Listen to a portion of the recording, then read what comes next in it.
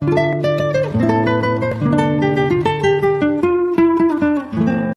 এখন যারা অদম্য মেধাবী আছে তাদের জন্য সময়টা একটু কঠিন, কারণ হলো আপনারা এই যে আমাদের যে অফিসটা আছে ঢাকাতে কারণ বাজারে, বিভিন্ন সময় আপনারা সেখানে এসেছেন, আমাদের সঙ্গে আপনাদের দেখা হয়েছে, আমরা সংবর্ধনা আয়োজন করেছিলাম আপনাদের, সেখানে আপনাদের সঙ্গে আমাদের দেখা হয়েছে। কিন্তু এখন যারা নতুন আমাদের সঙ্গে যুক্ত হয়েছেন এই অতিমারির কারণে তাদের সঙ্গে আমাদের দেখা হওয়ার সুযোগ কম, এবং তারা তাদের বিশ্ববিদ্যালয়ের চেহারাও এখন পর্যন্ত দেখেনি, কলেজের চেহারাও এখনো দেখেনি, কিন্তু পড়াশোনা চলছে, পরীক্ষা চলছে, অ্যাসাইনমেন্ট চলছে।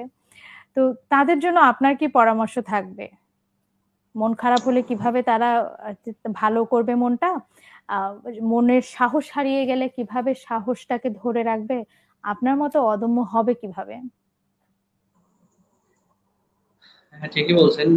এই যে অতিমারি মহামারী যাই বলি না কেন, এই পরিস্থিতিটা আসলে সারা বিশ্ব একেবারে বিপর্যস্ত। সেখানে আমাদের বাংলাদেশের মতো একটা ডেভেলপিং কান্ট্রিতে খুব কঠিন, খুব কঠিন। এই যে শিক্ষা জীবনে আবার ব্যাক করা অনেক কঠিন আছে।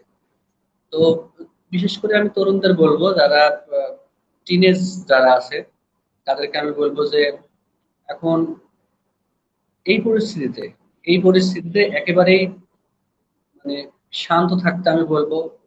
শান্ত থাকতে বলতে যে খেলাধুলার প্রতি একটু মনোযোগ দিতে। হয়তো বা এরকম হতে পারে যে বাড়িতে থাকতে থাকতে অনেক বোর, অনেক ক্লান্ত, কিছু ভালো লাগে না।